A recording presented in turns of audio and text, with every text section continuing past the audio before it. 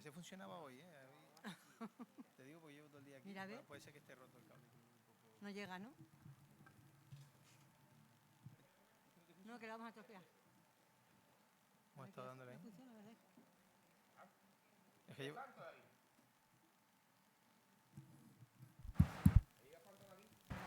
Ahora. Ahora sí. Ahora.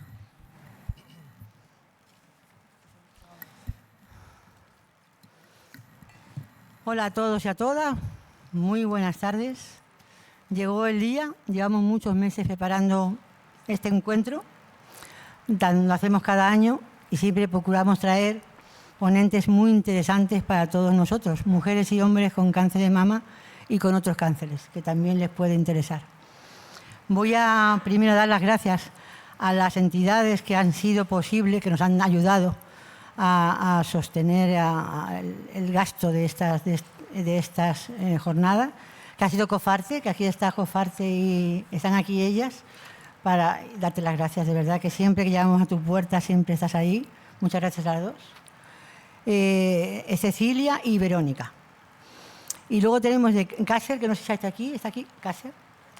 No sé si ha venido Jesús Manuel González y Tania Fernández. No los he visto, pero de todas formas, gracias por ayudarnos a poder sufragar los gastos de esto. Y tenemos a Artami, porque sí le he visto y le he saludado, Artami, allí, que es la fundación del Club Deportivo Tenerife.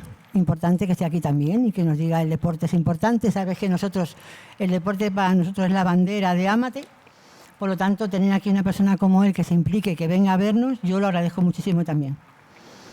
Autoridades presentes, pues tenemos aquí a Ana Belén Mesa, que es la concejala de Vivienda, que últimamente siempre nos ayuda, nos sigue y la presencia de ella siempre nos da ánimos para seguir. Y a don Rafael Luis Martín, el director de Área de Salud de Tenerife, que también está aquí, amigo también de Ámate, persona muy implicada con nosotros también. Vamos ahora a... Bueno, esta jornada, lógicamente, se han hecho aquí porque creo que este marco es importante. Hemos hecho muchas cosas aquí. Ahí presentamos nuestro primer libro de cáncer de mama. Para nosotros ya es un sitio que tenemos que estar a gusto y sentirnos bien aquí. Y espero que escuchen, que aprendan, que pregunten. Por favor, pregunten. Tener un oncólogo aquí o un médico que podamos preguntarle levantando la mano no suele pasar todos los días. Así que aprovechen, apunten sus dudas y luego hablen con él o con ella, con quien tienen que hablar. Las ponentes que van a intervenir, primero va a venir el doctor Cortel, que yo creo que lo conocemos todos, hasta ahora jefe de patología de mama y de la residencia de Candelaria. Luego tenemos al doctor San, que no le he visto, no sé si ha venido ya. El doctor San nos va a hablar de embarazo. Hola, doctor, no le había visto, perdone. No le conocía físicamente. Bueno, pues él va a hablar de embarazo y cáncer, una cosa que preocupa a la gente muy joven. Hay muchas mujeres que con 20 y pico, con 28, con 27, con 29, de pronto dicen, no voy a ser madre. Y eso es muy tremendo, ¿no?, a la gente que quiere ser madre. Y entonces necesita mucha información. Tenemos mujeres que han sido madres, algunas, muchas en la asociación que tienen sus niños ahora y están felices y han disfrutado. Y esa esperanza tiene que estar esa esperanza para todas, que si quieren tener hijos y pueden hacerlo, que les ayudemos en lo que sea. Y después tenemos una ponencia por internet, porque no ha podido venir, pero lo seguimos en un congreso de Solti, que es un laboratorio muy importante en España, y vimos una ponencia que se llamaba, ella es ginecología, sexóloga y jefa de la unidad de mama en el Hospital de Madrid, o sea que en el HM.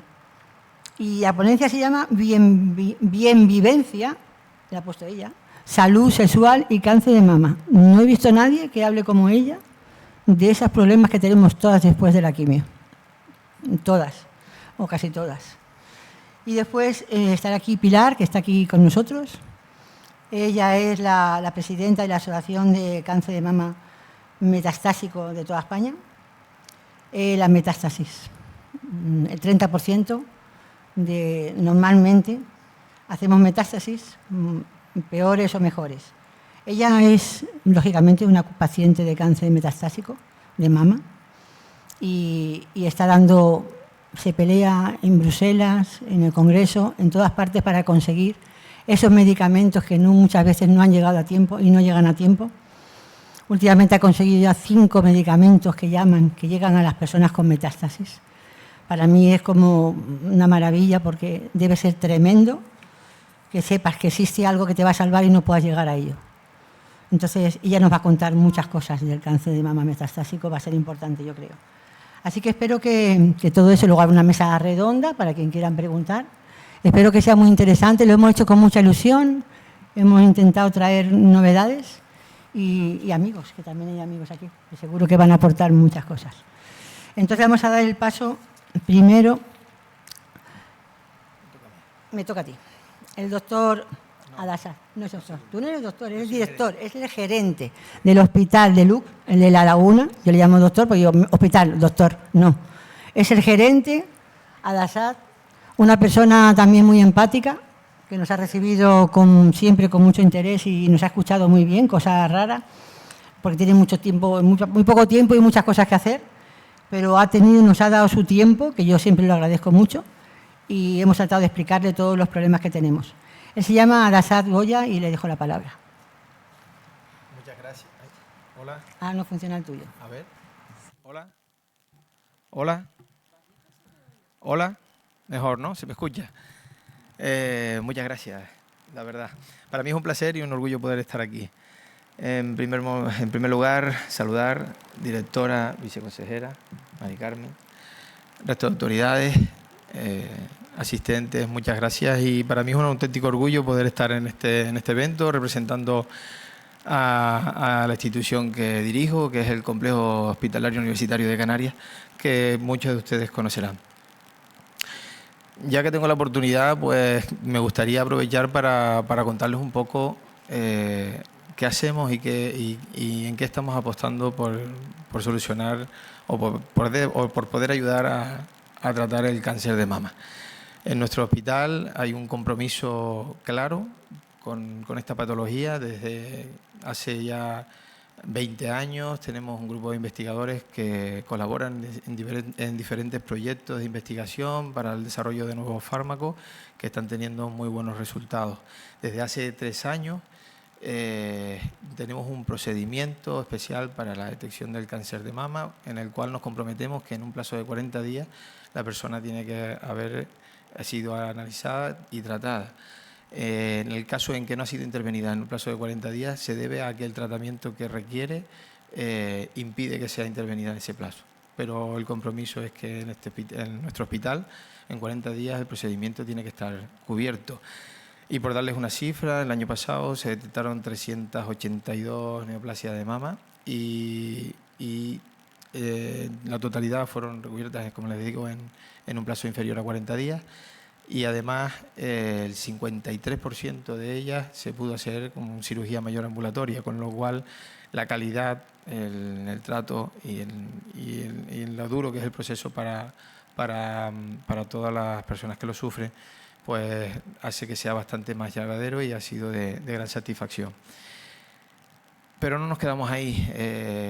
Quiero aprovechar este foro para anunciar que queremos seguir apostando por mejorar la asistencia a nuestros pacientes y concretamente el próximo 7 de noviembre vamos a crear va a ser el primer encuentro dentro de nuestro hospital donde vamos a generar una unidad multidisciplinar para el cáncer de mama. ¿Qué implica ello? Vamos a intentar optar a la acreditación europea. Ello en términos generales, lo que viene a hacer es intentar involucrar la mayor parte de especialidades que tienen que ver en algún momento en el diagnóstico y tratamiento del cáncer de mama.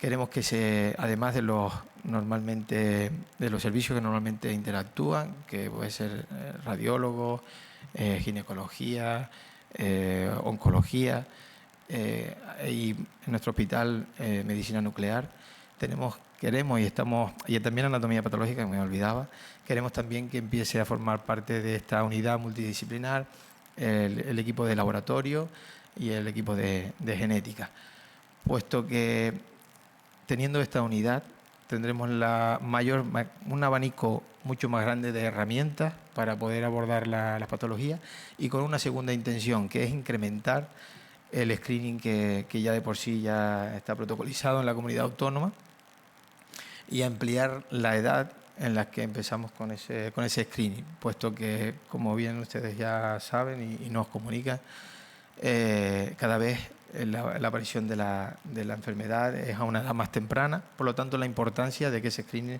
amplíe esa edad. Con ese objetivo, como les digo, el próximo 7 de noviembre vamos a intentar crear esa unidad.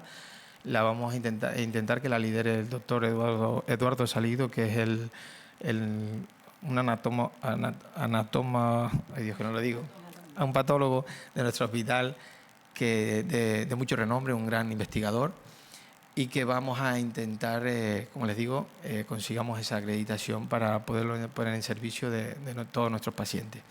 No nos quedamos ahí, además estamos ya licitando también la incorporación de nuevos equipos. Concretamente, ahora mismo tenemos en licitación un ABUS, que es un ecógrafo de alta prestación específico para el diagnóstico, y que va a ser de gran ayuda a nuestros radiólogos.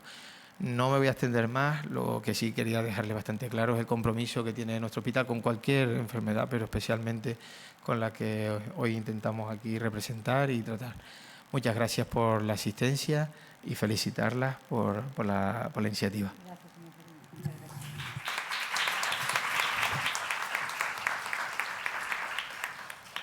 Doña Antonia María Pérez, perdón. No, estaba pensando ya en el patólogo, que no lo dije. Sí, no pasa nada. Ella es directora general de programas asistenciales. Bueno, dependemos mucho de ellos, muchísimo, y ella va a comentarnos. Gracias por estar aquí. Compañeros. No sé, dale, ahora sí. Compañeros de mesa, autoridades, intervinientes y asistentes. En primer lugar, permítame disculpar la ausencia de la señora consejera de Sanidad, doña Esther Monzón, a quien le ha sido imposible estar hoy compartiendo este acto con nosotros por motivos de agenda. El cáncer de mama sigue siendo el tumor más frecuente en la mujer, pero gracias al diagnóstico precoz y a los avances en el tratamiento oncológico, en los últimos años se ha conseguido disminuir la mortalidad por este cáncer, alcanzando actualmente una supervivencia del 90% a los 5 años del diagnóstico. Aunque en cifras mucho menores, los hombres también pueden padecer este cáncer. El pronóstico del cáncer de mama depende principalmente de la extensión de la enfermedad en el momento de la detección, por lo que el realizar un diagnóstico precoz de la enfermedad es una de las vías más importantes para aumentar la supervivencia. El programa de diagnóstico precoz de cáncer de mama en Canarias va dirigido actualmente a 329.533 mujeres que vivan en las Islas Canarias. La cobertura es del 100% en toda la comunidad autónoma y la participación se sitúa en torno al 70% de las mujeres citadas. Hay un 30% que no están acudiendo y que hay que hacer énfasis en esto por lo mencionado, porque cuanto antes se diagnostica, mayor es la supervivencia. Entonces, ese 30% que no acude, bueno, pues todos los que podamos tenemos que hacer algo para que lo oigan y que acudan al programa de screening.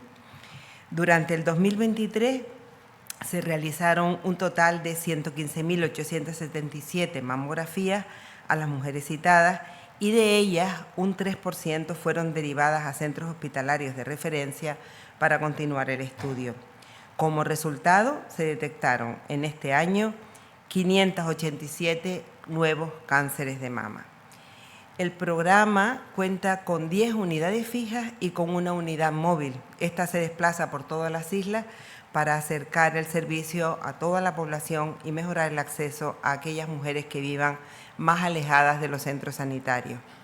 El otro pilar fundamental para el mejor pronóstico de esta patología son los avances en los tratamientos oncológicos llevados a cabo en los últimos años. Avances en técnicas quirúrgicas cada vez más individualizadas y personalizadas en cuanto a la localización de los tumores, en el manejo de los ganglios axilares en las reconstrucciones mamarias tras la cirugía, etc. Los avances en el tratamiento sistémico, el uso de biomarcadores que permitan el tratamiento más preciso, la inmunoterapia y terapias dirigidas solas o asociadas con quimioterapia, consiguiendo en muchas ocasiones respuestas completas con el consiguiente incremento de la supervivencia. Los avances en radioterapia con técnicas nuevas que reducen la duración del tratamiento de 15 días a solo 5 días, o la radioterapia intraoperatoria que se lleva a cabo el mismo día del tratamiento quirúrgico. Se ha llevado a cabo además la apertura de un búnker de radioterapia en Fuerteventura y otro en Lanzarote para facilitar el acceso de las pacientes a los tratamientos. En Canarias contamos con una guía de actuación en cáncer de mama, que es un protocolo consensuado elaborado por los diferentes profesionales que integran los comités multidisciplinares de cáncer de mama de los hospitales. Esto se actualiza cada 2 años y son recomendaciones basadas en las últimas guías de práctica clínica publicadas por las diferentes sociedades científicas implicadas y según la mejor evidencia científica conocida en el momento. Pretende unificar la atención a las mujeres con esta enfermedad independientemente de donde vivan, desde el proceso diagnóstico, tratamiento y seguimiento. Incluye también el apoyo psicológico durante todo el proceso y la rehabilitación, así como la prevención y el tratamiento de las posibles complicaciones que pudieran surgir.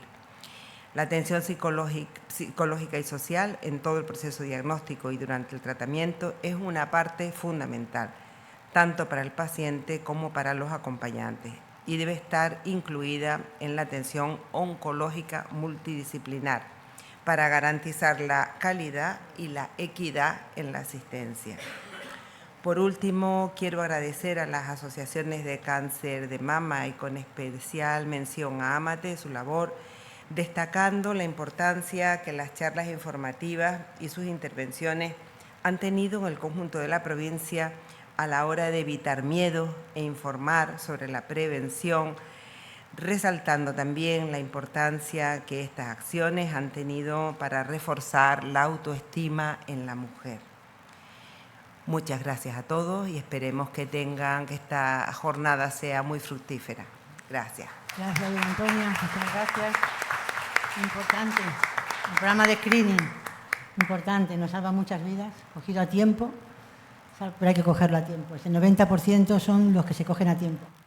Ese 30% que no van a hacerse la revisión son los que no llegan tan a tiempo.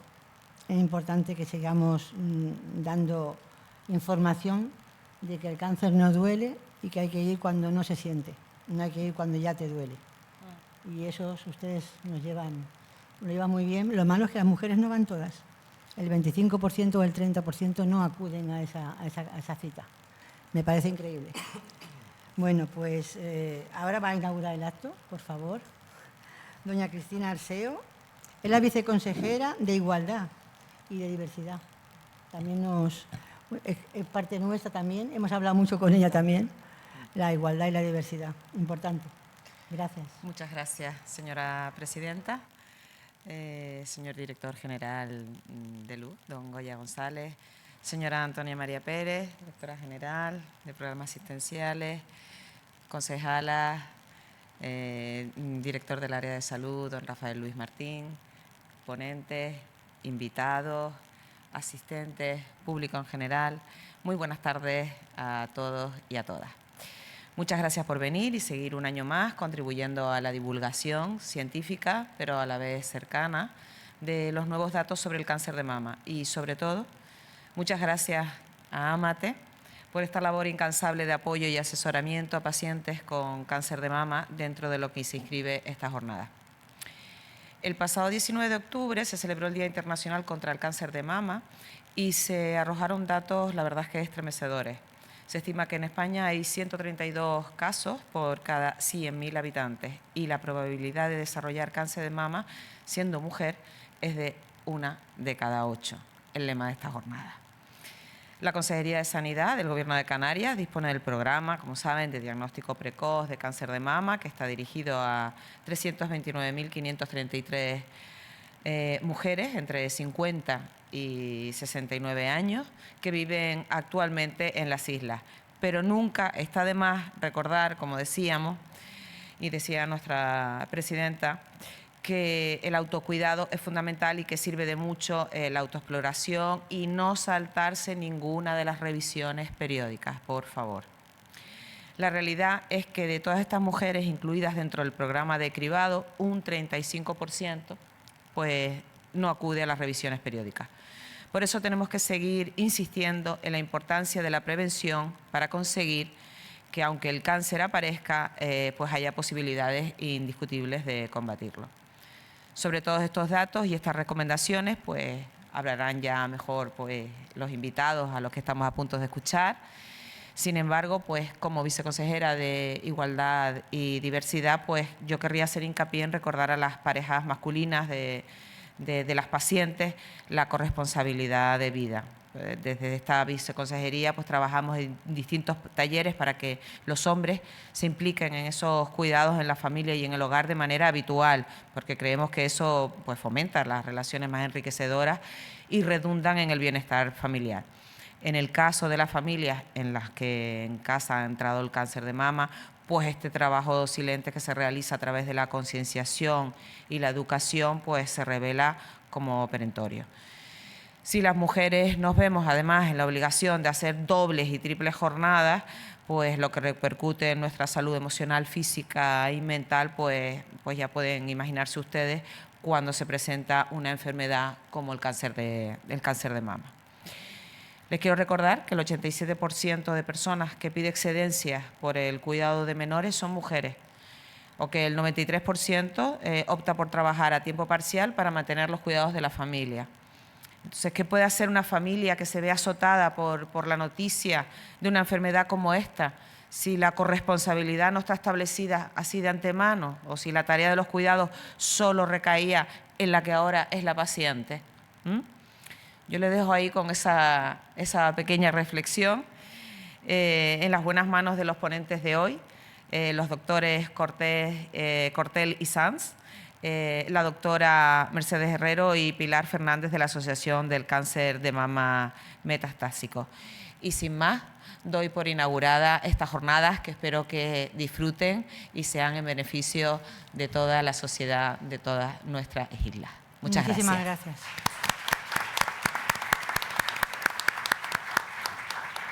Pues ahora el doctor Cortel ya nos ofrecerá su ponencia. Gracias por estar aquí, doctor. Muchísimas gracias.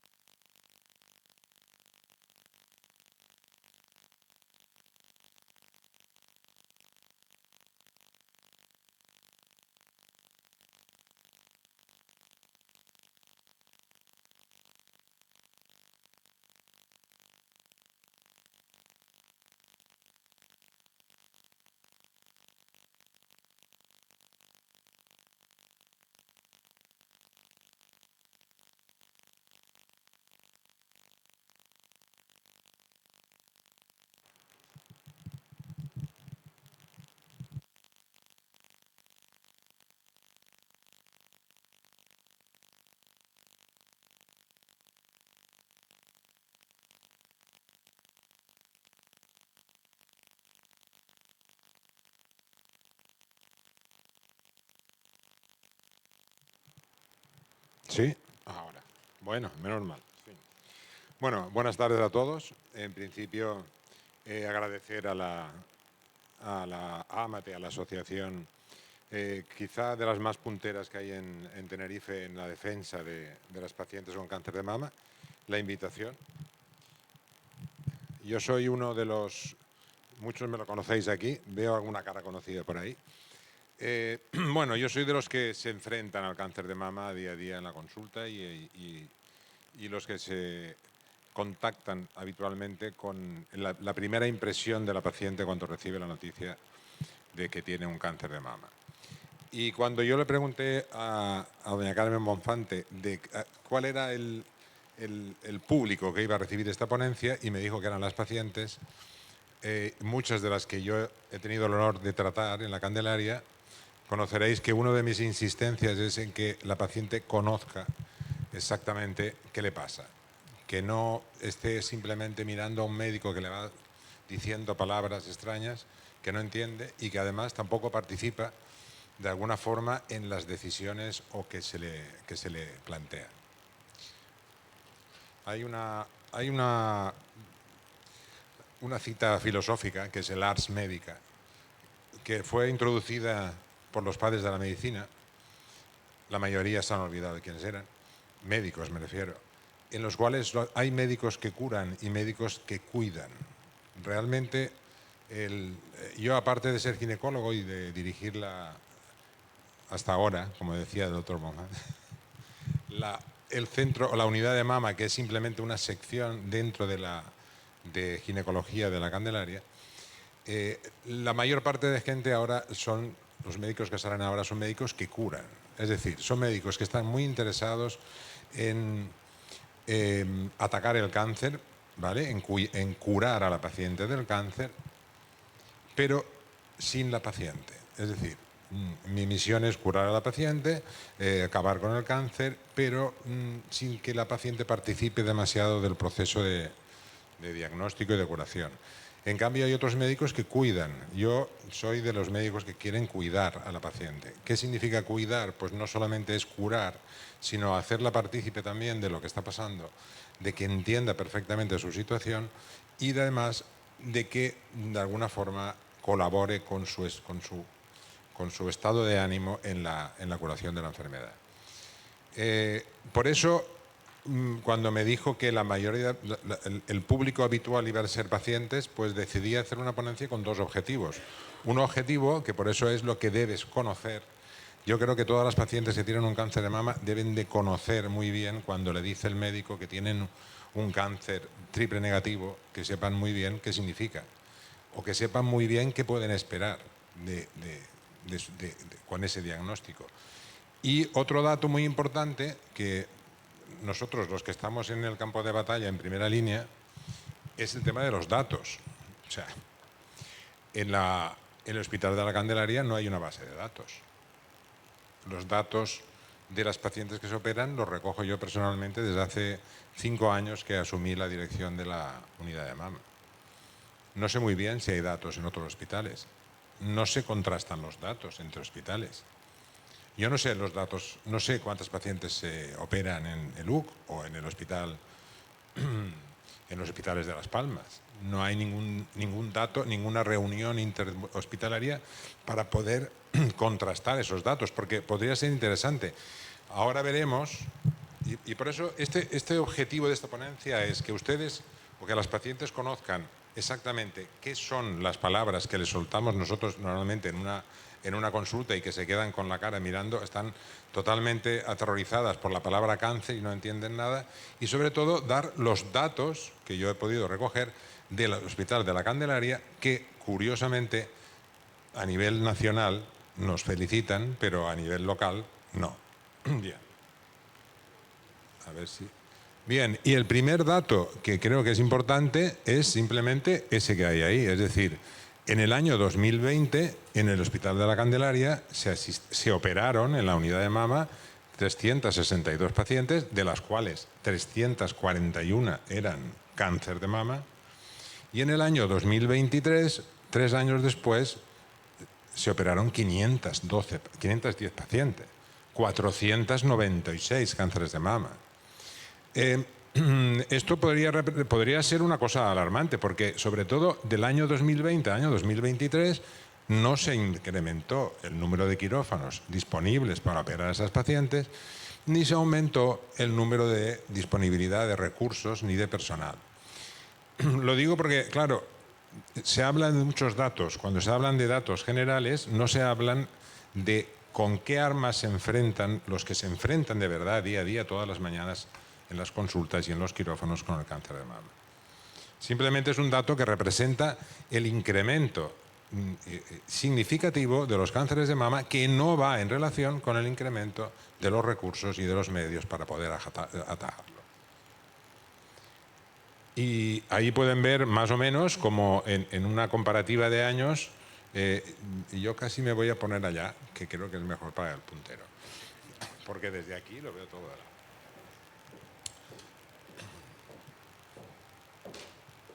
Bueno, pues desde el año que se recogieron datos, que lo recogí yo, el año 2018, ya asumí la dirección de la unidad de mama, pues pueden ver ustedes como con un pequeño dato que esto fue con el tema de la pandemia, pero sobre todo ya estamos rozando, estábamos en 300, ya estamos sobrepasando los 500 pacientes por año. Y cuando nosotros, claro, como no tenemos datos, no tenemos reuniones con datos, pues recogimos los datos de otros hospitales que tenían un volumen de pacientes importante a nivel nacional. Y nos dimos cuenta de que resulta que pues, los datos de la Candelaria de Tenerife eran parecidos al Hospital de la Paz, eran superiores a la Paz, eran prácticamente solo superados por el Hospital Bellví de Cataluña, que es el hospital que más pacientes de cáncer de mama atiende a nivel nacional. Y cuando empezamos a ver la edad de las pacientes que nosotros asistimos de cáncer de mama, pues nos encontramos con que sigue siendo de 50 a 70 la edad predominante, pero cada vez más hay pacientes de menos de 50 y sobre todo de más de 70. Por lo tanto, prácticamente vemos que la mitad de la población está incluida de la población que sufre un cáncer de mama, está metida en el programa de screening, pero la otra mitad no.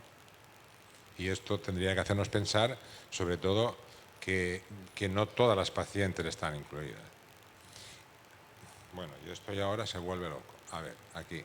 Bueno, y ahora un poco en plan didáctico. Cuando nosotros hablamos de un cáncer de mama, tenemos que pensar que el tejido patognomónico mamario es el ductus mamario, que es el canal que lleva la glándula mamaria, lleva un canal y desemboca en el pezón, que es la reunión de todos los conductos mamarios. Los cánceres mamarios primarios son ductales si vienen de las células del ducto o lobulillares si vienen de la célula del lobulillo. Y en medio de toda esa estructura están los vasos linfáticos y los vasos sanguíneos. Por lo tanto, la mayoría de cánceres suelen ser de origen ductal. Es importante que los pacientes, cuando le digan, ¿tiene usted un cáncer? O lean una anatomía patológica, pues sepan un poco por dónde van los tiros, ¿no? Como en la unidad de mama, pues lógicamente seguimos con la misma pauta. El 70% fueron ductales, casi el 20%, es decir, sigue la tónica dominante en todos los hospitales más o menos de este nivel. Y hay un grupo de cánceres que son súper raros, son linfomas, son cánceres metaplásicos, son cánceres que no son primarios de la mama, pero que aparecen en la mama. Y una de las cosas que a mí me gustaría que la gente estuviera claro, cuando le dicen, señora, ¿tiene usted un carcinoma ductal in situ? Entonces, claro, esto se lo dicen como, no, tiene usted un precáncer, tiene usted una lesión que ahora mismo pues no es un cáncer, pero sí que... No, el carcinoma ductal in situ es un cáncer. El carcinoma ductal in situ es una célula del ducto que empieza a proliferar, es una célula cancerosa, pero los ductos, como todos los tejidos, tienen una membrana que los rodea, que es la membrana basal, y los carcinomas ductales in situ, que por eso es in situ, en el sitio donde nacieron, no pueden romper la membrana y no pueden acceder a los linfáticos ni a los sanguíneos y por lo tanto no pueden propagarse solo localmente. Por lo tanto, cuando hablamos de carcinoma ductal in situ grado 1, grado 2 y grado 3, ustedes saben que a mí me gusta dibujar y por eso yo hago las diapositivas. Pues el grado 1 significa que la célula que está aquí, que es una célula cancerosa, pero que no puede romper la membrana basal, pues la intenta romper con un palo. Evidentemente le cuesta. El grado 2 ya va con un pico, por lo tanto es más fácil. Y el grado 3 ya va con una taladradora mecánica y por lo tanto nosotros cuando tratamos un grado 3 tenemos que suponer que en algún punto esas células ya han roto la membrana basal, han podido acceder a los linfáticos y por lo tanto con grados 3 siempre tenemos que mirar qué pasa en la axila, es decir, si el cáncer ha llegado a la axila o no. También en grados 2, cuando el grado 2 se trata de un tumor grande de más de 5 centímetros, también hacemos el estudio de la axila porque también suponemos que puede haber pasado a un carcinoma infiltrante. Esto es lo que pasa. Las células rompen la membrana basal. Cuando rompen la membrana basal, pueden acceder a los vasos linfáticos y a los sanguíneos, sobre todo a los linfáticos, y van directamente a la axila. También existe el grado 1, grado 2 y grado 3, que significa que van a la velocidad con la cual esas células van a llegar o van a intentar llegar a la axila. Cosa que no tiene nada que ver con los estadios del cáncer, cosa que confunde mucha gente. Lo digo porque es muy habitual que cuando digan, es que me han dicho que tengo un ductal in situ grado 3. 3 es que lo tengo todo extendido. No, el estadio es otra cosa. El estadio simplemente, esto sí que implica el grado de extensión del cáncer dentro de la mama, dentro del tórax y dentro del cuerpo. Por lo tanto, un grado 2 quiere decir que normalmente son cánceres que ya han llegado a la axila o a otros grupos ganglionares, y el grado 4 es cuando ya se ha extendido al resto del cuerpo.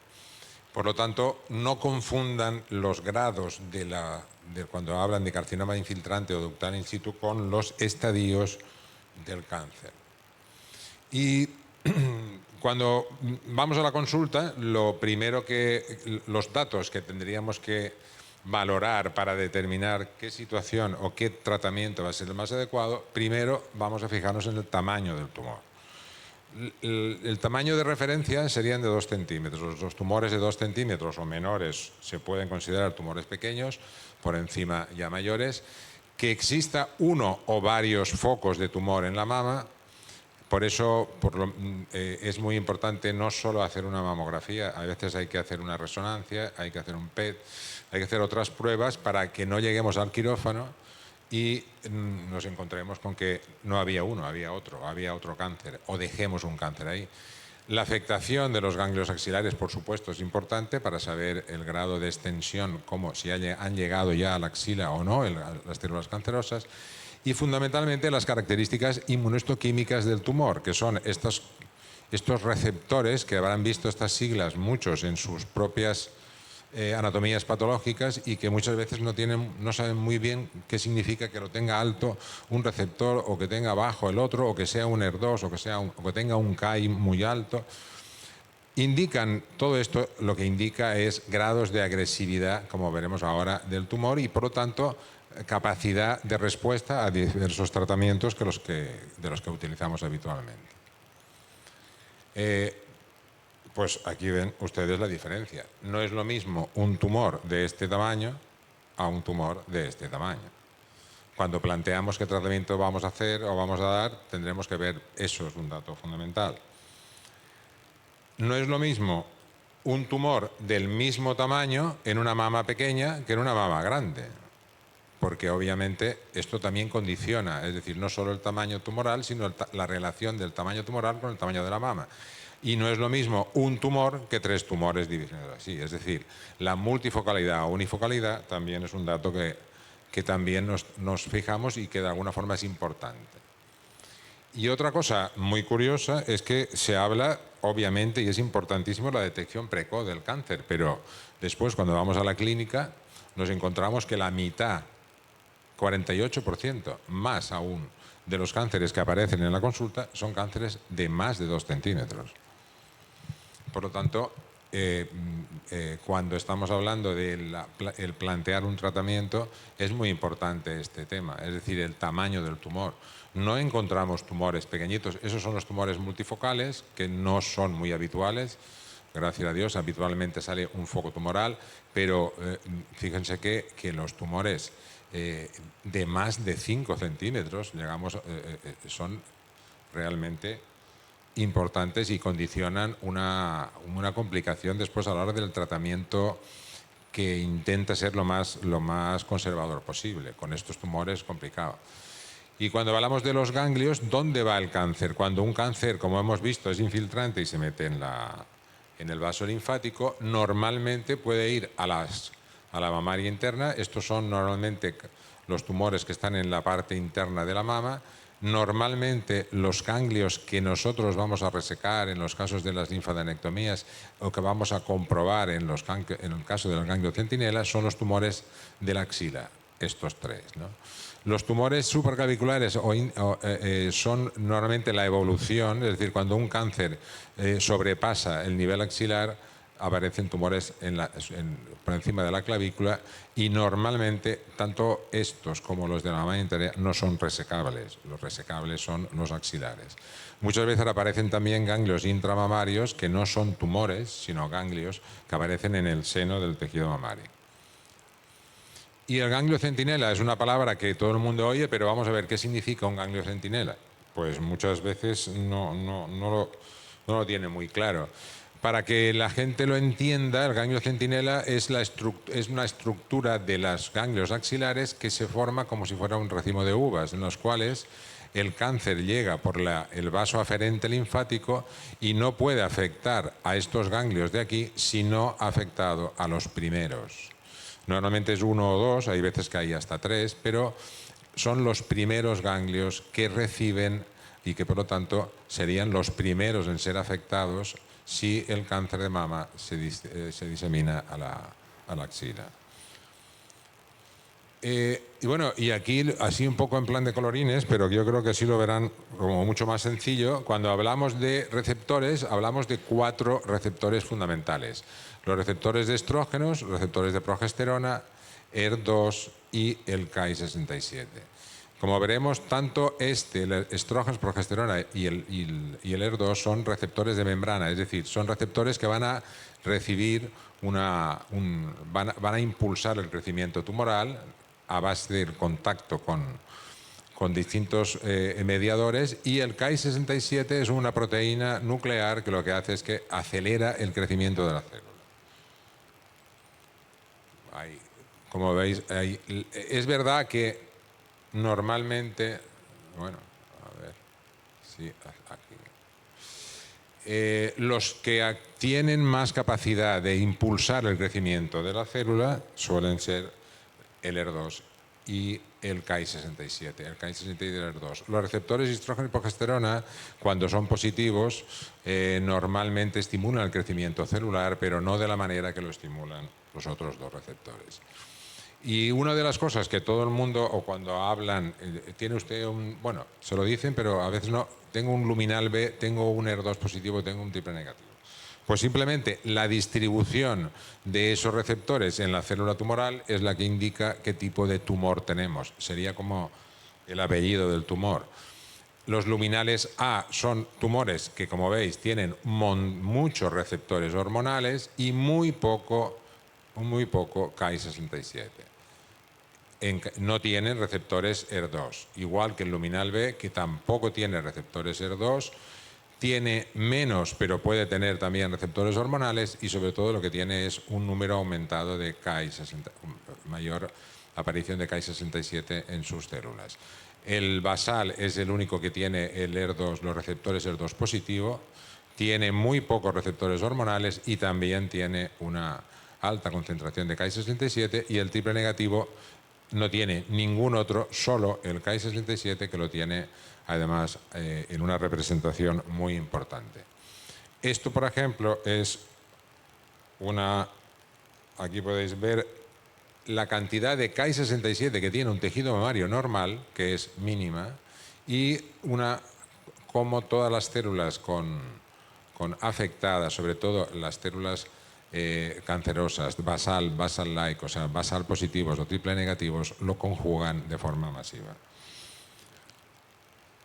¿Y para qué sirve saber todo esto? Pues sirve también para el tratamiento. Evidentemente, en los tratamientos hormonales, el receptor de estrógeno se une al estrógeno y estimula el crecimiento celular. El de progesterona es la progesterona. Y lo que nos sirve todo esto es para los tratamientos. La hormonoterapia, que muchas de ustedes toman y han tomado, lo que va a hacer es simplemente bloquear estos receptores para que ni la progesterona ni los estrógenos puedan actuar a nivel de impulsar el crecimiento de la célula tumoral. La inmunoterapia, que prácticamente ahí ponemos los más conocidos, pero lo que van a hacer son anticuerpos monoclonales que van de alguna forma a bloquear los receptores ER2. Por eso normalmente la inmunoterapia no se va a dar si no es un ER2 positivo, igual que la hormonoterapia no tiene ningún sentido si estamos hablando de un ER2 que tiene pocos receptores hormonales o de un triple negativo. Y para los triple negativos, pues prácticamente para los que tienen una expresión alta del Ki-67 solo nos queda la quimioterapia, que es muy eficaz en estos casos y que también todos ustedes o muchas de ustedes conocen. Y volvemos a los datos. Es muy importante porque la tendencia desde hace muchos años es que la cirugía conservadora sigue siendo la tendencia que se pretende en los hospitales que atienden cáncer de mama. Las mastectomías se intentan reducir al máximo. En este caso, en el año 2022, el porcentaje de cirugías conservadoras superó ampliamente el 60%, que es un poco lo que como si dijéramos el límite el límite de calidad respecto a la cantidad de cirugías conservadoras con respecto a mastectomías. Y fíjense que, además, esto es muy significativo. Fíjense, en el año 2017 la cantidad de mastectomías con relación a cirugías conservadoras es casi la mitad. Desde el que yo asumí la dirección de la unidad de mama, que fue en el 2018, uno de los empeños personales fue en que esa cantidad de mastectomías iba a reducirse a los niveles que tenían que ser. Y efectivamente, desde el año 2019 prácticamente está por debajo del 20% la cantidad de mastectomías y rondando por encima del 60% las cirugías conservadoras. Yo creo que eso es un índice de calidad que significa que las cosas se están haciendo bien. Y quiero remarcar lo que decíamos antes de que en casi la mitad de los casos, en el 48%, los tumores con los cuales nos enfrentamos son tumores de más de 2 centímetros, lo que de alguna forma complica muchas veces la cirugía conservadora. Y otro de los casos que es muy importante porque suele pasar en la consulta, cuando le decimos, señora, tiene usted un borde afectado o tiene usted un borde que a las células llegan al borde de la pieza. Esto es una cosa que confunde mucho y esto es muy sencillo. Normalmente, cuando tenemos un tumor, el tumor no es una zona,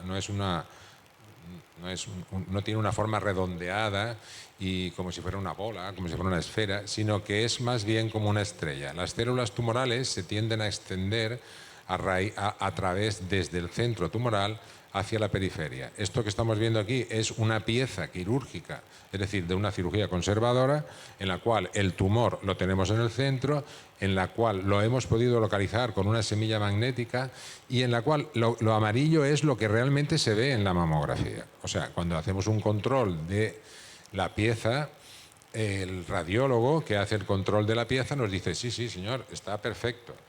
El tumor está en el centro. Efectivamente, este tejido de aquí, esta cantidad de células por aquí que se expanden, no las podemos detectar de forma, porque es una expansión microscópica y por lo tanto no podemos saber en el momento de la cirugía si hay algún borde afectado. Determinamos, y esto es muy variable, en algunos sitios lo es más grande, en otros más pequeño, que al menos 1 milímetro rodeando a la pieza tiene que estar libre de tumor. Si un tumor o una célula tumoral llega o sobrepasa, se queda a menos de 1 milímetro, lo consideraríamos como una distancia insuficiente, y si rebasa y toca, es decir, llega al límite de la pieza extraída, consideraríamos un borde quirúrgico afecto. ¿Qué lleva a esto? Esto lleva a que muchos pacientes, después de una cirugía conservadora, se tienen que volver a operar y le dicen, tiene que volverse a operar porque un borde está afecto. No quiere decir que le quede tumor, quiere decir que, por seguridad, lo que se hace, o lo que se intenta es una ampliación. Es decir, en este caso, pues se ampliaría esta zona. o esta zona de aquí arriba, con el sentido de que por si quedan alguna célula en el tejido mamario que le queda a la paciente justo enfrente de donde está el borde afecto. Por eso,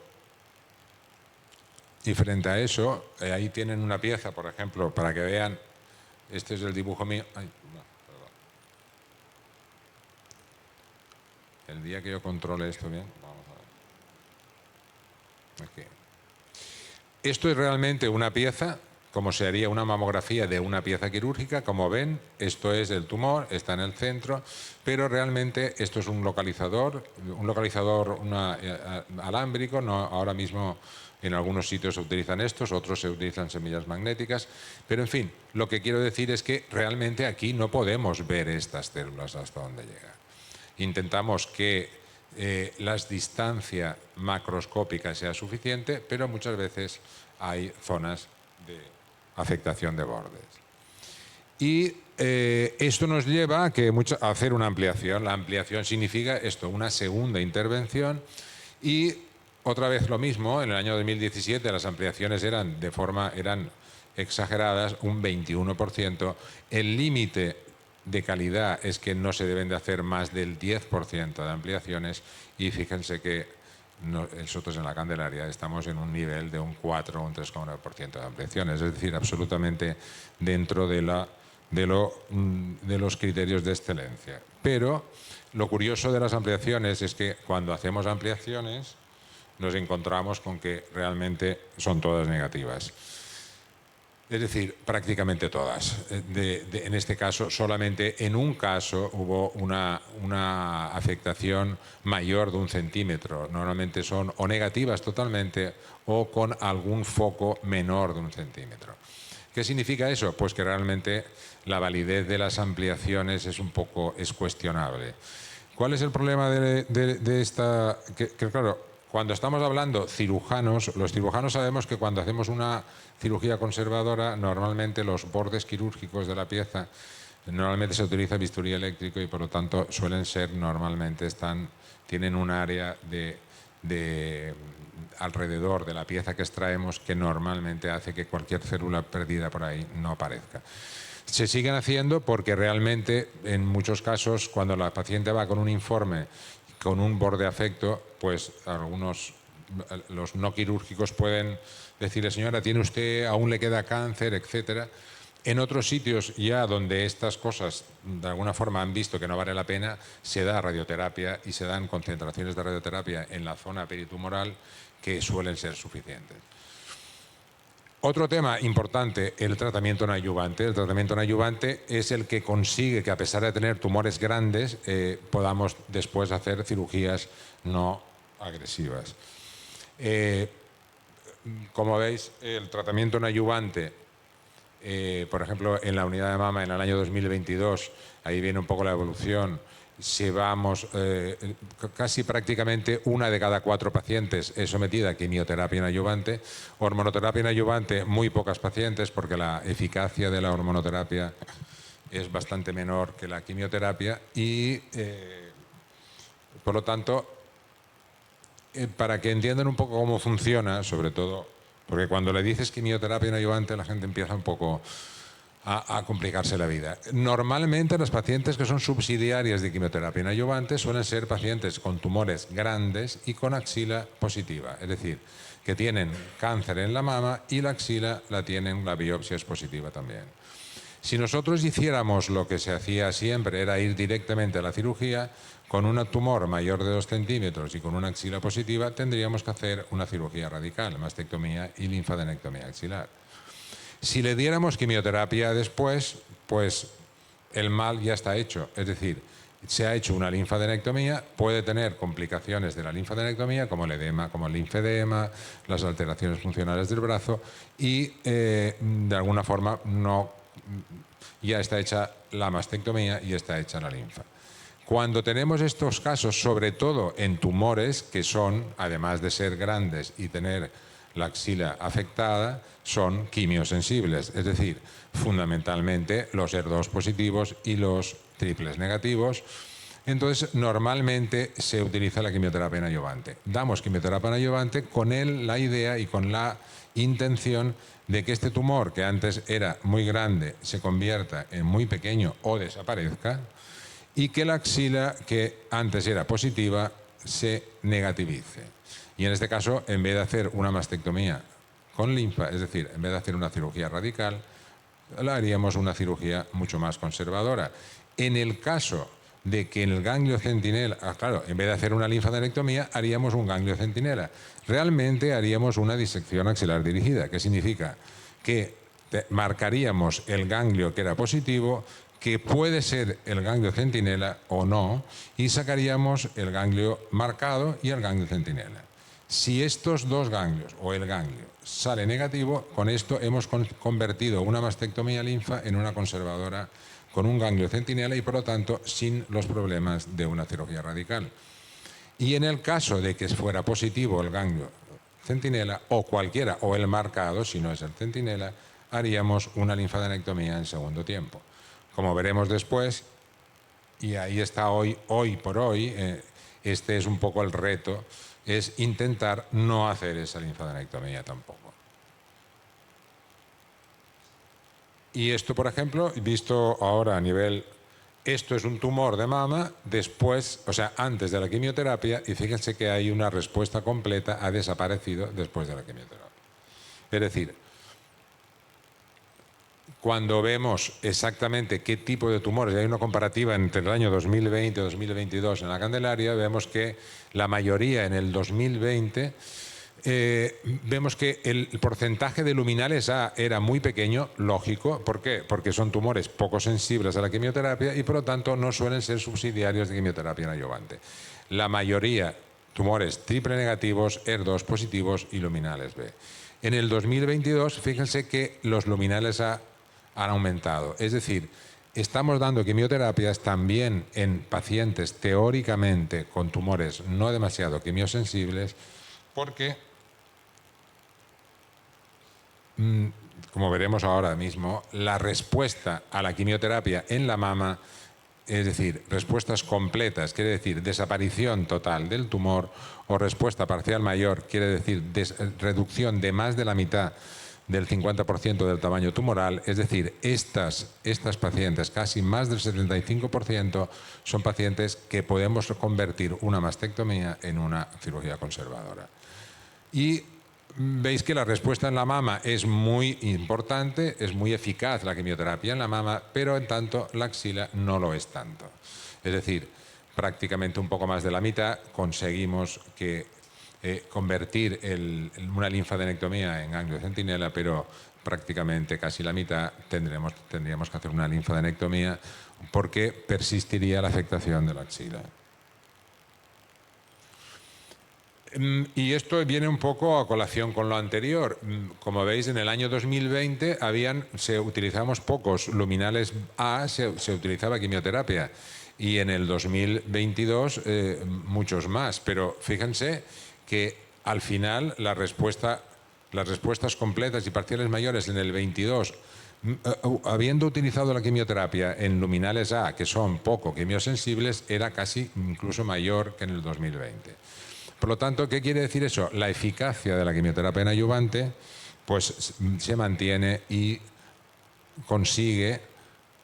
¿Qué consigue? Pues consigue cosas como estas, ¿no? Es decir, cuando hablamos de los datos, no tenemos una confrontación de datos con ningún otro hospital, cosa que ya dije antes que no me parece demasiado adecuado, nosotros lo confrontamos con otros hospitales españoles, con el principal hospital español, que en este caso, estos serían nuestros datos, después de la quimioterapia, la mayoría de pacientes se hizo una cirugía conservadora. Es decir, estas pacientes se habían hecho una mastectomía y pasaron a ser una cirugía mucho menos radical. Y si lo comparamos con el hospital de Belleville, que sería como el hospital de referencia a nivel nacional, vemos que prácticamente estamos en unos niveles muy similares. Cuando comparamos otros hospitales, como estos hospitales donde tienen un porcentaje de mastectomías súper grande después de la quimioterapia, pues lo que de alguna forma implica o nos deja tranquilos es que las quimioterapias que estamos haciendo en adyuvantes están consiguiendo los mismos resultados que los principales hospitales españoles. Y el tema de la linfa, pues es un tema siempre complicado. La linfadenectomía axilar significa la extracción de todos estos ganglios, tanto nivel 1, 2 y 3, los ganglios en la axila, es lo que el campo de batalla de las unidades de mama. Hemos conseguido reducir las mastectomías o intentar reducir las mastectomías. La idea ahora es intentar reducir las linfadenectomías también. ¿Por qué? Pues porque esos son, entre otros, los problemas de una linfadenectomía. Es cierto que no se ven actualmente porque afortunadamente, y también depende eso del equipo quirúrgico que haga la linfadenectomía, en cuanto se es un poco más selectivo y se respetan absolutamente todos los paquetes vasculonerviosos de la axila, estas cosas pues ya no se ven con frecuencia. Pero sí que se ven seromas, hematomas, se ven incapacidades funcionales, los brazos pues lógicamente no se pueden extender y hay una cantidad de problemas por los que hoy por hoy se tiende a hacer menos linfadenectomías. Este cuadro es muy interesante porque en el año 2015 en La Coruña, Novoa, que es una referencia también a nivel nacional, fijaos que al principio, en 1998, se hacían un 90% de linfadenectomías. Todas las pacientes con un cáncer de mama acababan en una mastectomía con linfa. La aparición o la introducción del ganglio centinela hizo pues que estas linfadenectomías, que eran un 90, pasaran a un 50, porque antes, cuando se introdujo sobre el año 2000, ahí empezaron a decir, bueno, pues si el ganglio centinela es positivo, vamos a hacer una linfa, si es negativo, no lo hacemos. Y fue en el año 2011 cuando en Estados Unidos hicieron un trabajo sobre 11.000 pacientes en la Sociedad Americana de Cirujanos Oncológicos y vieron que, vamos a ver, daba lo mismo hacer una linfadenectomía que dar radioterapia en la axila. Los resultados a los 10 años eran exactamente iguales y por lo tanto ahora mismo lo que se hace hoy es que solo en los casos en que 3 ganglios centinelas, los 3 presenten macrometástasis, hacemos linfas y si no, damos radioterapia. De hecho, las linfadenectomías se redujeron a unos niveles como son los actuales o menos, o incluso menos, ¿no? Es decir, bueno, entonces vamos a ver cuántas linfadenectomías hicimos nosotros en la Candelaria. Pues como veis, el número de linfadenectomías es más que aceptable, porque en el año 2020 hicimos un 16,4%, en el año 2022 incluso llegamos a un 15%. Es difícil no hacer reducir todas las linfadenectomías porque fundamentalmente, y aquí es un poco las directas, que serían las que se hacen programadas, fijaos que la gran cantidad son porque hay una axila que permanece positiva post-quimioterapia. En el cuadro que vimos antes os dije que cuando en la axila sale positiva o el ganglio centinela es positivo o la axila permanece positiva, se hacen linfas. Y cirugías paliativas obviamente son cirugías con cánceres muy grandes que simplemente son para resecar, pero realmente si conseguimos eliminar esas linfadenectomías en esas axilas post-quimioterapia, conseguiríamos reducir mucho. Aquí, en las intraoperatorias, que significa las linfadenectomías que se hacen sobre la marcha, ya en la Candelaria nos dimos cuenta que cuando no migraba el tecnecio, que es lo que utilizan los nucleares para detectar el ganglio centinela, pues la gran mayoría de linfadenectomías intraoperatorias era o por no migración del tecnecio o por, otra vez, ganglio centinela postquimio positiva. Fíjense que además, curiosamente, 3 ganglios centinelas con macrometástasis, solo el 11% llevó a una linfadenectomía por ese motivo. Y claro, cuando hacemos una linfadenectomía después de un ganglio axilar positivo postquimio, nos encontrábamos con este dato. Un dato que es significativo, es decir, la gran mayoría tenía el ganglio centinela, que es el que era positivo previamente a la quimio, podía salir siendo positivo, pero el resto eran todos negativos. En este caso, si contamos solo el ganglio centinela más un ganglio afecto, prácticamente la gran mayoría solo tenían un ganglio, y si sacábamos 20 ganglios, 18 ganglios restantes o 19 ganglios restantes eran negativos. Por lo tanto, empezamos nosotros mismos ya a plantearnos el hecho de que no sé si realmente valía la pena hacer una linfadenectomía después de un ganglio centinela positivo, y en vez de eso a dar una radioterapia, como se hacía o como se hace realmente con los ganglios, con las pacientes que no reciben quimioterapia en adyuvante. Por eso, ahora mismo hay un programa, hay un estudio en el cual yo creo que participa también el UC, aquí en Canarias, que es el estudio ADARNAT, que ya en las pacientes con ganglios centinelas positivos postquimio se está haciendo un estudio a nivel nacional para ver cómo se hizo con el estudio de la Sociedad Americana de Cirujanos, ver si realmente vale la pena dar radioterapia o continuar con las linfadenectomías, que después, al fin y al cabo, resulta que la gran mayoría de ganglios son negativos. Es por eso ¿es el futuro de los ganglios centinelas va a ser linfa o no va a ser linfa?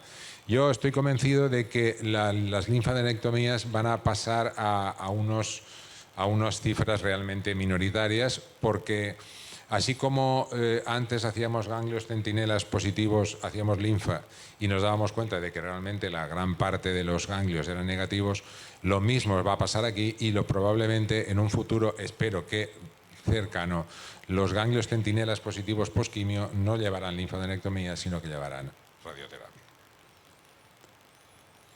Y una de las cosas que más preocupa a la gente, porque además preocupa a los pacientes, es las recidivas. Los cánceres de mama tienen tendencia a recidivar, y es verdad que a pesar de estar curado el cáncer de mama, a pesar de estar operado, la mayoría de los pacientes siguen con un miedo permanente a que vuelva a salir. Esto me va a volver a salir, y esto me va a volver a salir. Y eso hace que de alguna forma se provoque un estrés muchas veces innecesario, porque fíjense, es decir, en el año 2020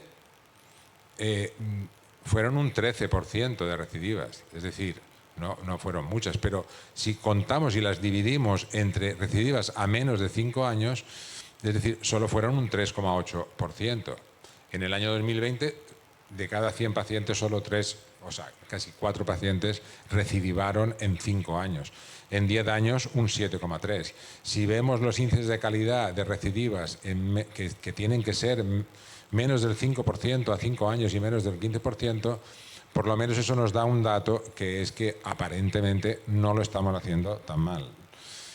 Eso fue en el 2020. En el 2022, pues aún es menor. Es decir, recidivas a 5 años, es decir, las pacientes operadas que en esos 5 años recidivaron fueron el 1,95%, y las de 10 años 4,8%. Es decir, yo lo que quiero crear con esta idea es que, aunque el cáncer de mama recidiva, no estén pensando que es lo más frecuente. Afortunadamente, no es lo más frecuente. La gran mayoría de pacientes pueden perfectamente no recidivar, no van a recidivar, y por lo tanto deben de mantener un poco la esperanza de que el cáncer de mama no va a volver a venir de forma inmediata como la mayoría de pacientes piensan. Y a nosotros se nos ha criticado mucho sobre el tema de la lista de espera. Se nos ha criticado constantemente, pero cuando ves las cifras y la media, pues no es tan criticable. El problema de la Candelaria es que, a pesar de todo este incremento de pacientes que ha habido desde el año 2019, o sea, del año 2020, 300 a 500, cada año vemos 80 pacientes más, el número de sesiones quirúrgicas sigue siendo el mismo, 2 a la semana. Este año hemos empezado a tener 3, afortunadamente. Llevábamos quejándonos y pidiendo que no se pueden tratar 500 pacientes con 2 quirófanos a la semana. No se pueden poner 2.000 personas en 2 guaguas. Tienes que comprar 5 más. Pues esto fue. A pesar de todo esto, en el año vimos que en la media anual el año 2020 fue de 27,5 días desde que la paciente entra en lista de espera hasta que la paciente se opera. La media anual del año 2022 pues fue de más de 34,8, por lo que estamos diciendo, porque aumenta el número de pacientes a tener que intervenir y no aumenta el número de sesiones quirúrgicas para poder ser intervenidas. Y esto se ve muy bien aquí en este gráfico. Fíjense cómo en el año 2020 hubo meses donde el tiempo de espera bajaba casi, vamos, por debajo de 20 días y otros subía a 40. ¿Qué hace que esto sea así? Quirófanos. Si yo tengo 3 quirófanos, pues haré este tiempo de lista de espera. Si tengo 1 o 2 a la semana, tendré ese tiempo de lista de espera. Y un tema que no voy a tratar porque sería para otra ponencia es el tema de la famosa reconstrucciones de mama. Es decir, nosotros desde la unidad de mama abogamos por las cirugías conservadoras. ¿Por qué? Bueno, perdón, aquí. ¿Por qué? Porque esto es una cirugía conservadora. Probablemente ahí nadie diría que está operada esa señora. Y tuvo un cáncer de mama de 3 centímetros. Esa señora lleva 5 años sin ningún problema y sin ninguna alteración física ni estética. Esta señora es una mastectomía con reconstrucción directa que lleva ya por la 3ª intervención, porque obviamente no queda bien. Lo que yo quiero decir, y además es una cosa así, siempre es mejor una cirugía conservadora manteniendo tu propio pecho que no una cirugía reconstructora que muchas veces queda bien, pero muchas veces lleva a multitud de complicaciones y de reintervenciones. Esta señora es otra señora con una cirugía conservadora. Lo único que les puede indicar que es una cirugía conservadora es esto, que esto es la cicatriz del ganglio centinela. Pero esta señora lleva como, no sé si son 6 o 7 años sin ningún tipo de problema y con una reincorporación total a su vida normal, a su vida diaria. No obstante, las reconstrucciones en la Candelaria pues han ido subiendo, independientemente del verdadero punto negro de la Candelaria, que es el servicio de cirugía plástica. Complicado, muy complicado. Pero como ven, estamos cada día intentando que en las pacientes que no se puede hacer una cirugía conservadora, se pueda hacer una cirugía reconstructora. Lo que no es muy de parangón es que una paciente que se opera en la Candelaria y que no se le puede hacer una reconstrucción directa, pues después tarde 3 años en hacerse una reconstrucción diferida. Por eso digo que el tema de las reconstrucciones daría para un capítulo aparte. En fin, esta es la última diapositiva. Este señor supongo que lo conocen, pero es como nos sentimos en la unidad de mama de la Candelaria. Este señor soy yo, realmente. Es como... Porque claro, fíjense que yo he ido a hablar aquí y es verdad que está perfecto. Yo además felicito al gerente de LUC de que hayan conseguido o que intenten conseguir una unidad funcional de mama. Nosotros en la Candelaria llevamos como 8 años ya detrás de eso. ¿Por qué? Porque por el número de pacientes y por el número de casuística, pues sería, vamos, estamos a los niveles de las unidades funcionales de mama de otros centros.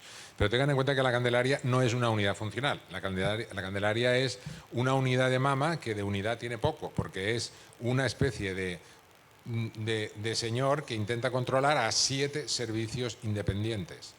Cirugía plástica, oncología médica, oncología radioterápica, laboratorio, etcétera.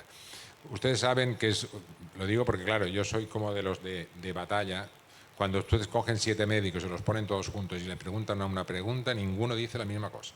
Pues esto es lo mismo que pasa en la Candelaria. Y yo tengo que pelearme muchas veces para conseguir que no se hagan cirugías demasiado radicales, que se hagan las cosas. Es decir, la actitud quijotesca lleva muchas veces a que todo ese trabajo es oculto, nadie lo ve, incluso los datos los tengo que coger yo, incluso en mi propio hospital ni se los creen. Lo digo porque quiero decir que yo estoy dando el punto realista de lo que es el cáncer de mama en Canarias. Lo que nos anima yo creo que lo que nos anima, como le animaba a este señor, es un poco los ideales. Y el ideal, por lo menos mío, es que mi intención es que las mujeres que dependen de la Candelaria y que de alguna forma dependen de nosotros, de nuestra actuación, sean lo mejor posible tratadas, de la forma mejor posible, de la forma que sean no tratadas, que sean cuidadas. Y me voy al principio, cuando dije yo por lo menos, o esa es mi actitud personal, creo que hay que cuidar a las pacientes con cáncer de mama, hay que explicar por qué a una paciente se ha dado un tratamiento o no. Con estos datos que di antes, por lo menos yo lo que quería es que cuando les digan tiene usted un luminal A, pues que ustedes sepan ya un poco de qué va, o que le digan tiene usted un ductal in situ, sepan que no le van a dar quimioterapia, porque claro, si el ductal in situ no llega a los vasos axilares o linfáticos y por lo tanto no llega a los... es un poco absurdo que le den quimioterapia porque no va a llegar al in situ. Es decir, estas cosas que normalmente la gente no habla porque piensa que la paciente no se entera, pues es lo que yo he intentado humildemente aquí decir. Y nada, muchas gracias a todos por su...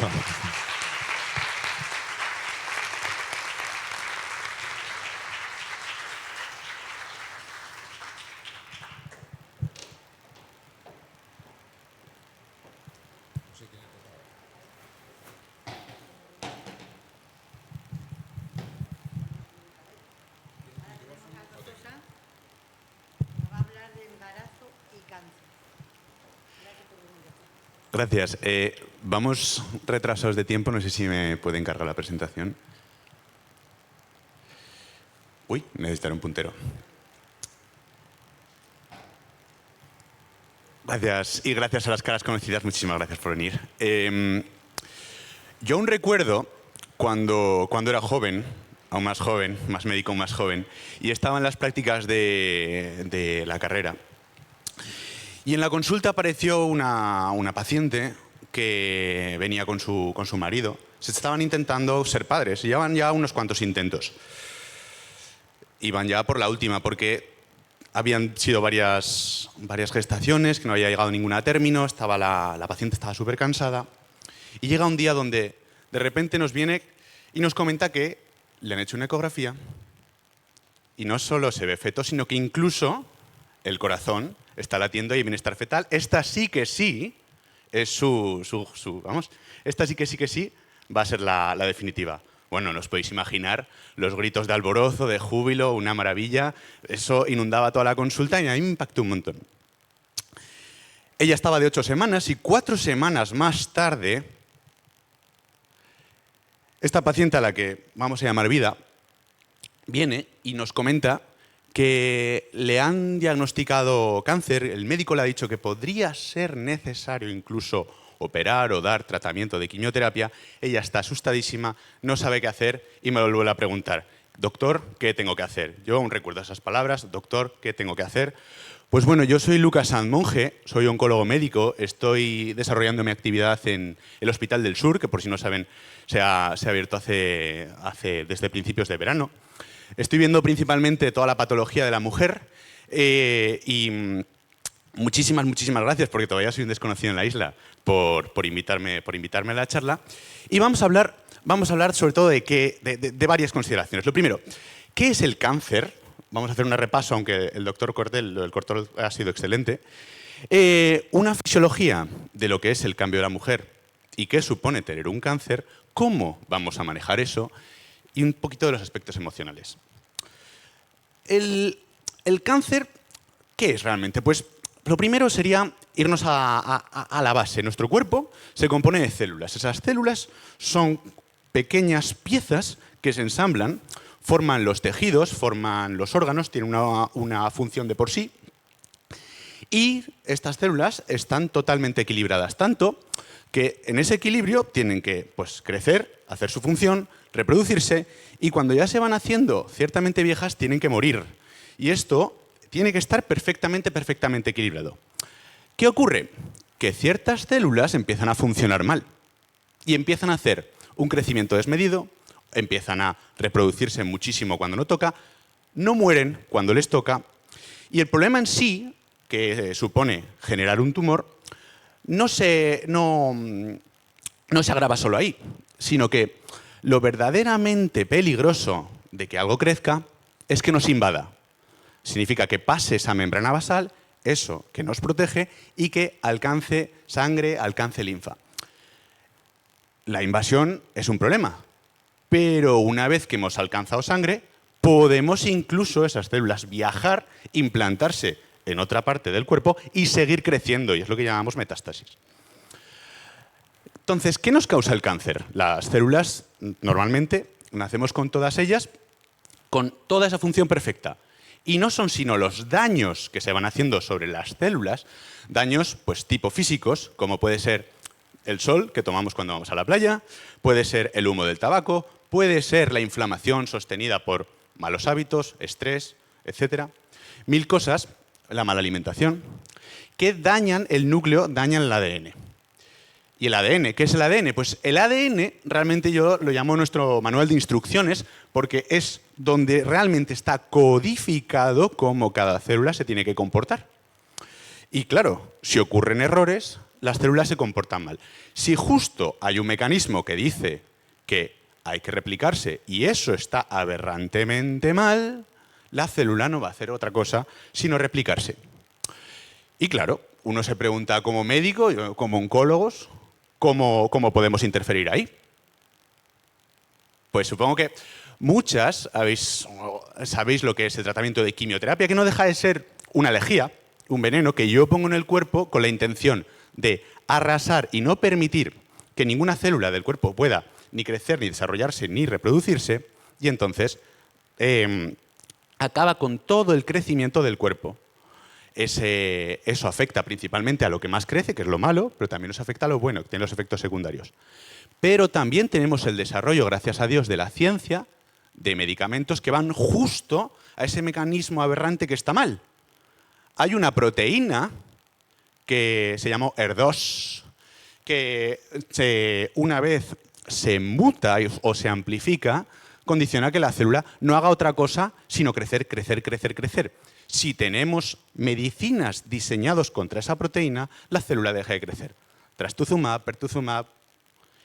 Y luego tenemos una tercera vía, que sería la inmunoterapia, que a veces se confunde con el trastuzumab, etcétera, pero la inmunoterapia, que no es otra cosa que una medicina novedosísima, una medicina que nos está cambiando el pronóstico del tratamiento en nuestras pacientes porque estimula las defensas tuyas que han permitido que impunemente se forme un tumor para que vaya y lo ataque como un comecocos. Además, es importante conocer los tipos porque no tenemos todos el mismo tipo de tumor y comportan estas características. Y hay estos tres grupos. Los hormonales, que también se les llama los luminales, esos HER2 y los triples negativos. Y claro, uno puede coger y decir, bueno, sale de esta charla, dice, no, pues es que a mí el doctor en una charla me dijo que, claro, el problema estaba en la genética. Y claro, en los cánceres, claro, pues esto viene de la genética, pues esto se lo puedo pasar a mi descendencia. Solo el 5% de los cánceres son genéticamente hereditarios. ¿Qué significa esto? Que si yo realmente tengo un defecto genético que he desarrollado, no significa que cuando yo era más joven, años atrás, y esas células estaban indemnes, mi descendencia haya heredado esa mutación. ¿Me explico? Vamos al embarazo. El cuerpo de la mujer, que es una cosa fascinante en todos los sentidos, comporta muchos cambios durante el embarazo porque tiene que acogerse a una nueva vida. El motor del embarazo va a ser las alteraciones hormonales, principalmente estrógenos, la hormona femenina, y la progesterona, que es su nombre, progestar, que va a adecuar principalmente cambios sobre el útero para poder albergar la vida del bebé. Pero es que también tenemos que desarrollar distintas alteraciones en los órganos, como puede ser un corazón más fuerte, un sistema cardiovascular que va a aumentar el gasto cardíaco hasta 2 o 3 veces más, cambios en la tensión arterial y cambios en la frecuencia cardíaca. Tenemos que adaptar el sistema respiratorio, hay que respirar por dos tenemos que mejorar la capacidad de difusión del oxígeno y mejorar incluso la inspiración pulmonar, pese a que, conforme el bebé se nos va desarrollando, cada vez nos aprieta más el diafragma y por eso a veces nos cuesta más respirar. Tenemos que adaptar toda la tripa, la cavidad abdominal, al crecimiento del bebé. De hecho, esa es la causa por la cual ya se nos altera la digestión, cada vez son más pesadas, hay menos espacio para el estómago, hay más estreñimiento o incluso acontecen las náuseas, aunque también tienen que ver con las hormonas. Y cambios en el sistema musculoesquelético, cambios en la columna, cambios en la musculatura para soportar el peso del bebé. Consideraciones generales en cuanto a desarrollar un tumor y estar embarazada. Lo primero es que en cuanto a los estudios que hacemos nosotros sobre la biopsia, sobre la muestra, esto son las mismas implicaciones que una mujer que no esté embarazada. Las células son las mismas, etcétera, y se tienen que hacer todo igual, todo calcado. Ahora bien, sí que para determinar, como nos decía el doctor, en qué punto está el embarazo, hay que hacer unos exámenes para lo que llamamos nosotros pruebas de imagen, para ver cómo de avanzado, cuál es el estadio que tiene. Y hay algunas que son seguras, pero otras que no. ¿Cuáles están prohibidas? Pues principalmente las que nos van a emitir radiaciones que pueden afectar al bebé. El escáner o el PET-TAC, que es como un escáner que se junta con una prueba de medicina nuclear. Y hay otras que sí que son seguras, que son la ecografía, que nos da una imagen a base de un reflejo de sonidos, así es como ven los murciélagos, o la resonancia magnética, que también nos da una imagen a base de un resonar de los núcleos de las partículas, que a veces, es lógico, pero que a veces se confunde con el TAC, aunque no son lo mismo. ¿Qué tratamientos podemos ofrecer a la paciente? Pues lo primero, hay que diferenciar entre lo que es un tratamiento local, hacer algo ahí, a un tratamiento sistémico, que sería más mi punto, que es llegar a todo el cuerpo, desde las uñas de las manos hasta el interior del pecho. En cuanto a los tratamientos locales, la cirugía, la decisión tanto de una cirugía conservadora o una cirugía radical sigue los mismos patrones que la mujer normal, con la mujer no gestante, y es posible realmente durante todo el embarazo. La radioterapia sí que está totalmente contraindicada, puesto que es un tratamiento que va a dar energía con la intención de consolidar luego la cirugía y va a afectar al bebé. No va a haber nunca una circunstancia que no permita terminar el embarazo y posponer el tratamiento, y jamás la utilizaríamos salvo para situaciones súper concretas, pero vamos, el mensaje es que no. Y en cuanto a las consideraciones del tratamiento, una imagen de lo que es la gestación. El embarazo dura 9 meses y lo dividimos en trimestres. Y como veis, el primer trimestre es el más interesante, en el cual el feto se desarrolla y se desarrollan sus órganos. Es el periodo de organogénesis. Mientras que el segundo y el tercer trimestre ya es la maduración de esos órganos y el crecimiento del bebé dentro del útero. ¿Qué entendemos entonces? Pues que cuando se está formando la criatura no podemos darle un tratamiento tóxico, porque vamos a inducir la teratogénesis, vamos a inducir malformaciones, etc. Pero una vez que ya están formados los órganos, realmente sí, porque además la placenta nos va a actuar como una barrera natural contra estas sustancias tóxicas. La dosis la vamos a calcular igual, sabéis que damos quimio, que no todas las quimios son las mismas, y además las damos en función de peso-altura, y esto es la superficie corporal, y sí que es verdad que nos puede inducir a una finalización precoz del embarazo, e interesaría, sobre todo, dado que se puede dar, hacer una estrategia de descansar por lo menos para cuando se estime que vaya a ser la fecha del parto, no contar con una paciente que está aplásica, esto es, con bajos niveles de células sanguíneas, que encima esté floja, que pueda desarrollar complicaciones. Una vez que una paciente está bajo tratamiento, lo primero que tenemos que ser súper incisivos es que tiene que manejar métodos de contracepción. No se puede quedar, perdón, de anticoncepción. No se puede quedar embarazada. Lo ideal son los métodos de barrera. Pero hay veces que también tenemos que nosotros estamos ejerciendo una propia, con perdón la palabra, castración, con intención de frenar el avance tumoral. De hecho, algunos médicos aconsejan que incluso en las pacientes menopáusicas que han estado en tratamiento oncológico mantengan hasta 6 meses de anticoncepción después de haber terminado el tratamiento. E incluso hasta la hormona, que tan inocua se ve frente a la quimioterapia, puede inducir teratogénesis, el tamoxifeno. El consejo médico, obligatorio, que estas pacientes, antes de someterse a cualquier tratamiento, tienen que hacer, y más si son jóvenes, una preservación de la fertilidad. ¿Por qué? Porque el embarazo después de la quimio es posible, pero realmente solo es posible en un 30% de las mujeres ya fértiles. No digo, evidentemente, las que ya no eran fértiles. Embarazarse tras el diagnóstico y tras el tratamiento del cáncer, hay varios consensos, pero sobre todo no hay nada definido. Sí que hay una recomendación que por lo menos 2 años desde el fin del tratamiento, y que evidentemente tenemos que considerar el riesgo los riesgos individuales, los riesgos del tumor, de recidiva, la edad de la paciente o incluso la función ovárica de la misma. La lactancia, pues la lactancia mientras se está dando tratamiento, por los mismos efectos que he contado antes, hay que pararla. Pero no solo pararla porque le puede llegar las propias sustancias tóxicas al bebé que se nutre, sino como una forma también de disminuir la estimulación de la mama para que llegue menos riesgo, llegue menos flujo sanguíneo y no haya un estímulo del crecimiento.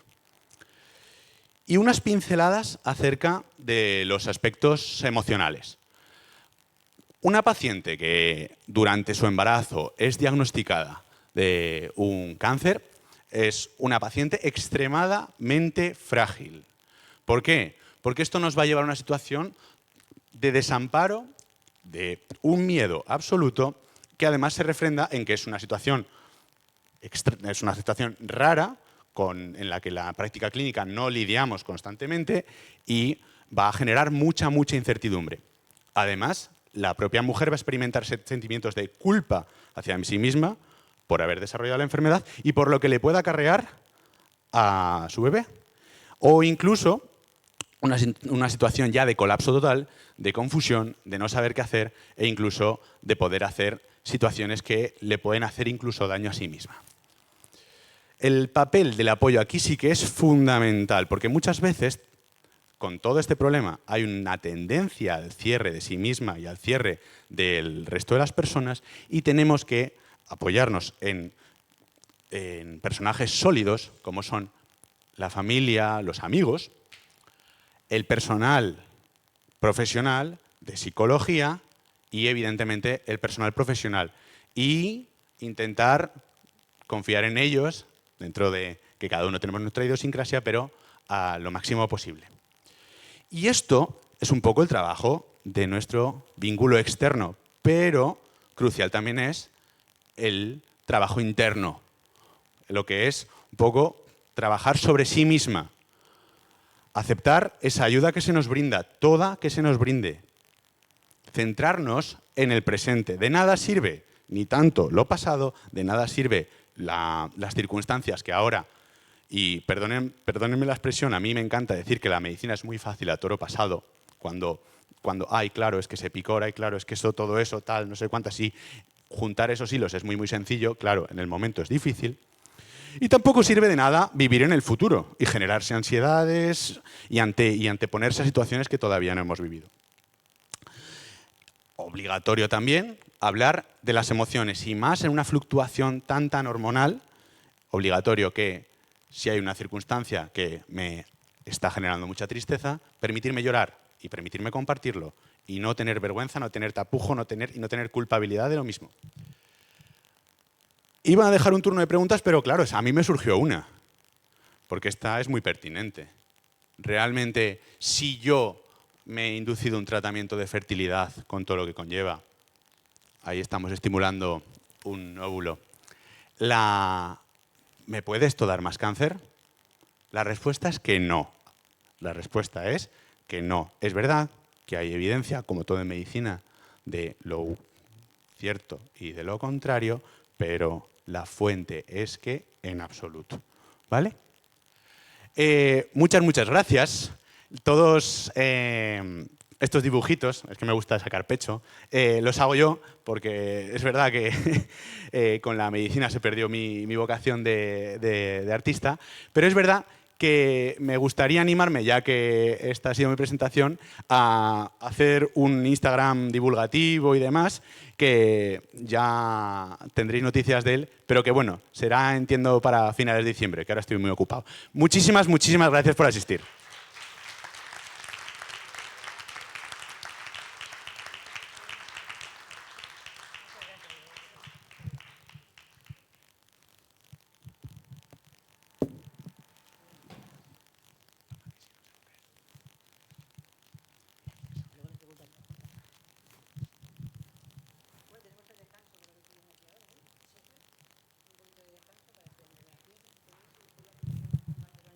Con Barcelona directamente.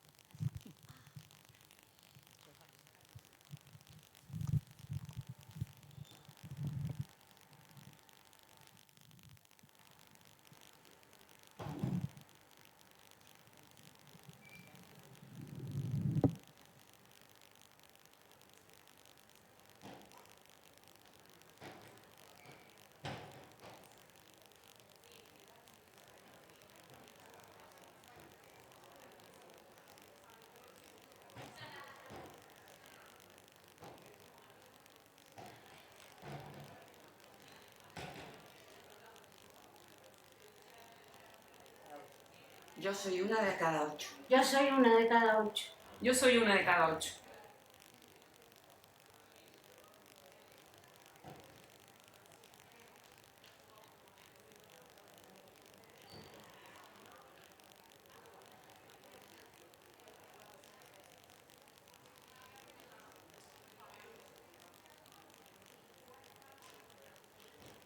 Hazte la mamografía. La detección precoz salva vidas. La prevención en el cáncer de mama no existe. Cuídate y ámate. Ámate y cuídate. Pedimos más investigación. Seguimos esperando por la vacuna del cáncer de mama. Acude a tus revisiones. Ámate está contigo.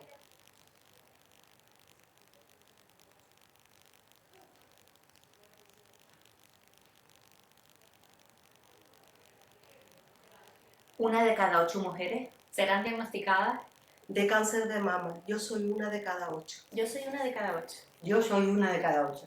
Yo soy una de cada 8. Yo soy una de cada 8. Yo soy una de cada 8.